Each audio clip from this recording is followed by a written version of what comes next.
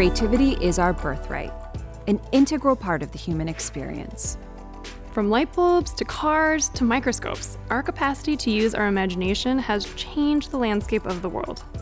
Digging beyond our ability to invent and imagine lies the most powerful facet of creativity. Its power to heal, taking us from tragedy to triumph. And we're not just talking about physical ailments like heart disease or cancer. We're talking about the power of art to heal the mind and the soul. It's not just about releasing the pain. We're talking about turning pain into purpose. Follow us as we explore this phenomenal relationship between creativity and healing.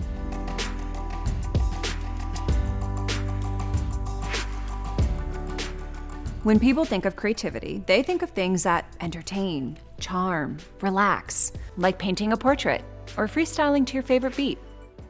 But now we're seeing hospitals all around the world incorporating expressive arts into patient care. Art can lower stress, which means preventing disease and illness. Plus, it's low risk and fun. Yeah. Really fun. My name is Zach Steele, and I'm assistant professor of theater practice at USC in the School of Dramatic Arts, and I'm also the director of the medical clown program there. My name is Yerasimos, and I'm a transformational bodyworker and a guide to optimal health. I'm Sophie, and I am a PhD candidate in depth psychology with an emphasis in somatic studies, also a transformational bodyworker. My name is Cornelius Gandy, and I'm the CEO of Kaveman Rocks. It's a production company I created after being incarcerated for 25 years, designed to help at-risk youth never go to prison, formerly incarcerated never go back to prison, allowing creativity to be the focal point of our mission. Medical clowning is bringing clowns into a hospital or any place of healing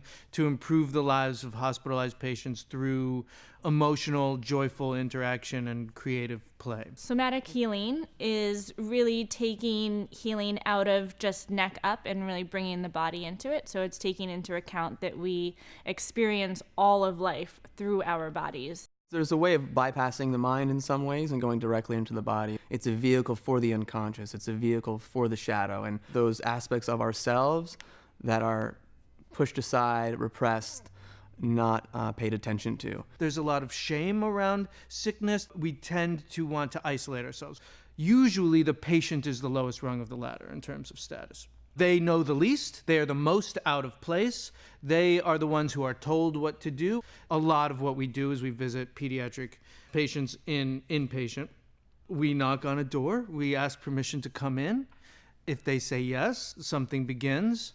And that something that begins is an improvisational exploration of how we can discover fun or joy in the room together. It is an empowering experience for the patient. The patient is also not the most out of place. You cannot be more out of place than a clown in a hospital, which is what is so great about them.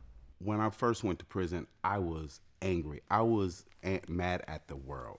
See, many of the hardships I had faced that I was allowing to dictate my journey had happened when I was just a child. With a sentence of 25 years to life, 18 years old, you have 25 years to life. But due to the limited knowledge I had as a child, my perception made it 10 times worse. What I found was the hardest thing ever to do is look yourself in the eyes from a mirror standpoint when you've harmed yourself. Knowingly or unknowingly. When you have done such harm or placed yourself in a situation that you can't get out of. There's no feeling worse than being in the world, yet feeling like you don't belong to the world.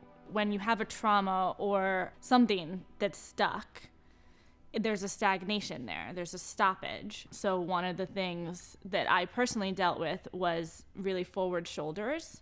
So what you're doing is you're protecting your heart. So when we're stuck in certain body positions, we're giving off that energy and we're reinforcing whatever it is that came forward. And so through body work and healing, we can open that up, alter that experience, and then present differently and experience the world differently.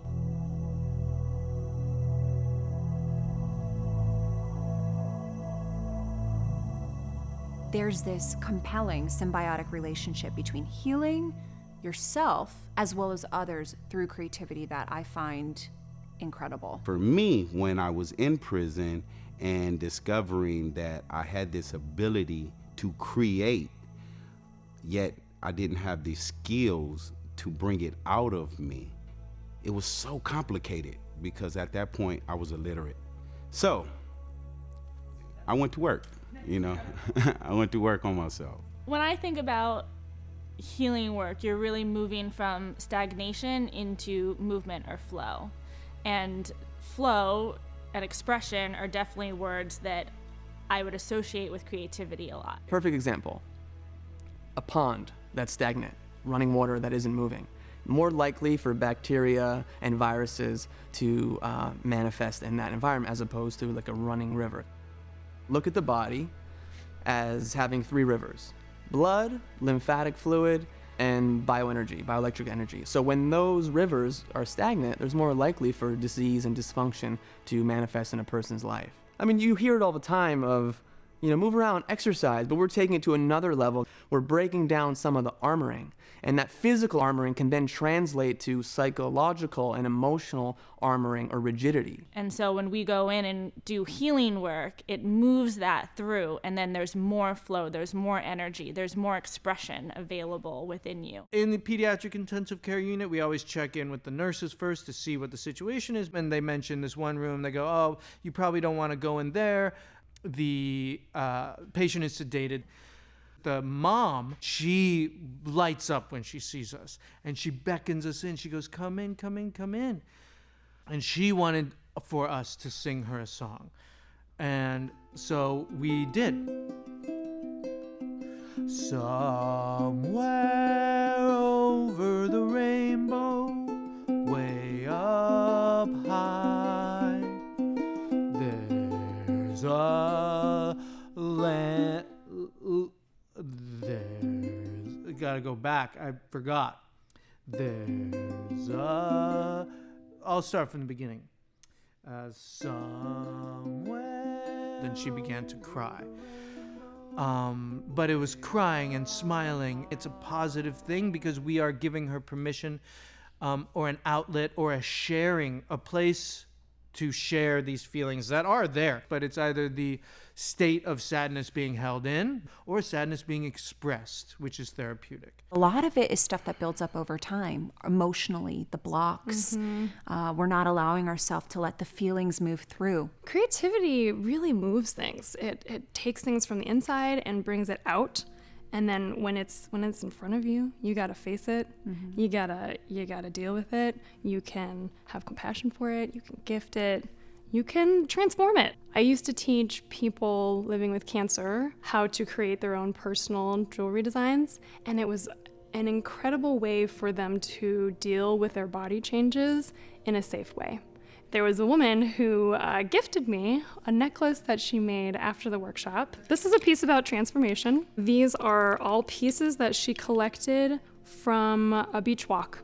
There is an African figurine here, and it brought up for her the lives that had passed, but the lessons that were left over for us. I totally understand how her creativity led to transformation, and is a reminder for me to hold that in my heart and in my spirit every time I look at it, every time I wear it. While I was incarcerated, I educated myself on writing scripts as well as books. When I started writing, it was the first time I was able to share my pain. Some of the stuff that initially caused me heartache, I discovered I didn't want to tell the world. But you need to get it out so you could heal. I was raised in Kansas with a Asian American immigrant family, and unfortunately at a young age I dealt with a lot of racism. I also dealt with a lot of beautiful things, but unfortunately for a young child, it made me feel like I couldn't truly be myself. And I didn't have that many models around. Years later, I'm writing a children's book that stars a spunky Asian American girl. This was the girl that I wanted to see as an example of what to do in situations and how to laugh about things, and that it was okay to get real messy before you got it right. There are plenty of underrepresented children out there who could totally benefit from knowing a character like her. I've always turned to art to be able to get me through the other side. The creative spirit is a healer. It will bring up the stuff that maybe is a little too scary for you to say out loud, but it'll bring it up and you'll work with it. So, yeah, if you want some advice, try writing. Try creating new characters that has parts of you so that that character can tell the world why you're so angry. You'll be surprised to realize you're not as angry after you get the crap out. We're going to show another modality that's within the somatic freedom system. You pretty much shake your body in, you could say, even ridiculous ways. Because when things are flowing, we have so many more opportunities to be creative in life. 5 minutes of this every morning. I mean, this is something people can do at home. You feel really energized. It's our version of twerking. Laughter releases endorphins, sends oxygen to the brain, which triggers all sorts of good things in your body, and you physically heal quicker. It's not going to be in every room that we walk into. It's not going to be a party. Therapists talk about meeting their patients where they are. The same goes for us. If it is a very quiet, timid room, then we can be quiet. We have things like bubbles that just float in the air from my breath all the way to the patient. They float over. A little beautiful message of love and completely harmless. As clowns, we are trying to remind the patient that they have the capacity for fun, that they have the capacity for joy, despite this sickness, that does not define them.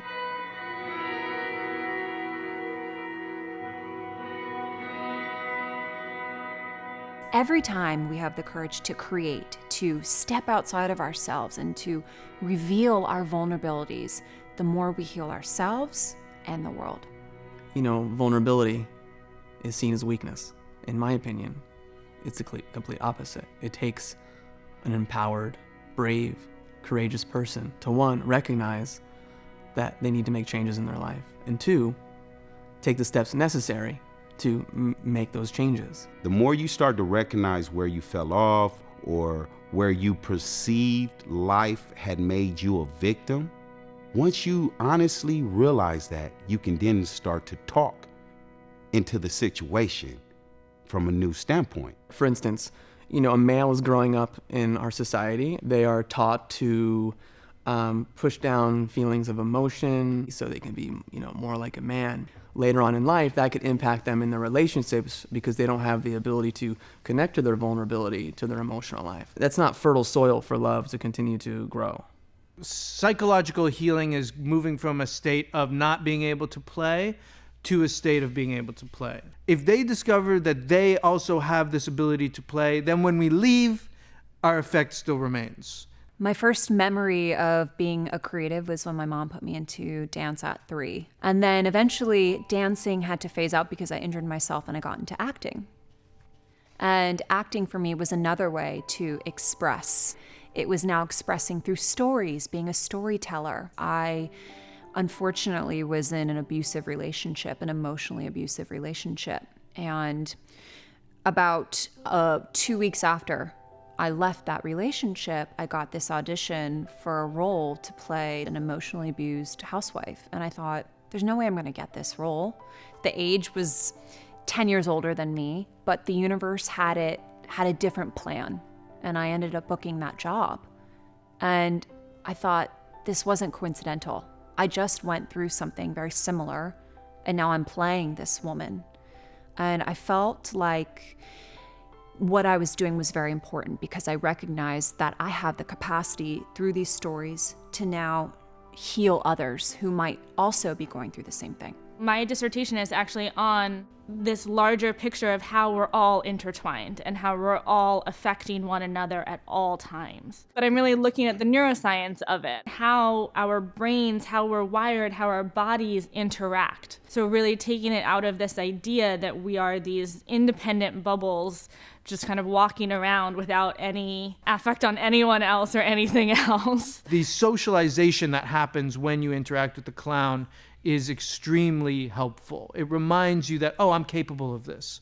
And that I might stumble, I might make mistakes, I might not know what to say or what to do, but the clown is celebrating me in every moment. We tend to isolate ourselves to be courteous to each other and kind of value politeness and personal space, which are wonderful things, but also what's wonderful is human connection. Step out of your comfort zone when you're in the grocery store and make eye contact with someone, say hello, ask them how their day's going, see if you can spark up a conversation in that way. You then start saying, hey, I want to smile about some stuff, you know? And I want to listen to you because I'm already healing. I want to help you get on that journey as well. I live tapped in, tuned in, and turned on today because creativity came and saved me. My creativity has not only saved my life, but I hope that it's maybe given somebody else a sliver of hope.